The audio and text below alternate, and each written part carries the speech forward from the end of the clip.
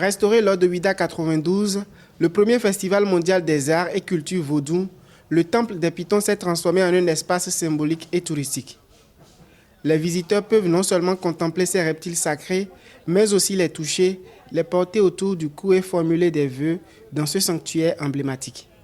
Dans le projet du gouvernement, il y a la réhabilitation des sites et particulièrement le temple des Pitons fait partie de la route des couvents.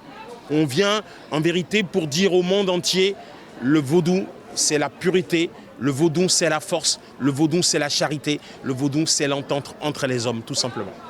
Depuis l'Égypte antique jusqu'au département du plateau d'Adjatado, en passant par Kpetou à Komé et dans le village Huekpota, l'actuel Savi, le Piton royal a voyagé grâce aux migrations.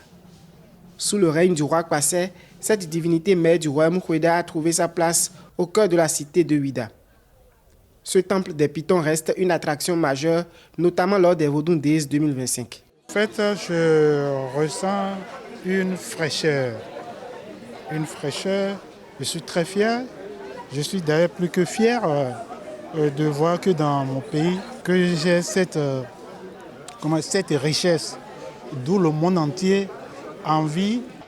C'est un véritable site touristique. C'est très intéressant de voir ces traditions, plus spécialement de la voir pour la première fois en vrai. J'aime ça et c'est positif. Très heureuse de la voir ici parce que je pense qu'en Europe, nous ne sommes pas habitués à voir ces traditions.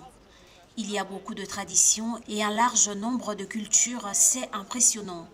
Cependant, cette divinité sacrée fait face à deux menaces majeures, le trafic clandestin et le réchauffement climatique qui impactent la population des Pitons royaux.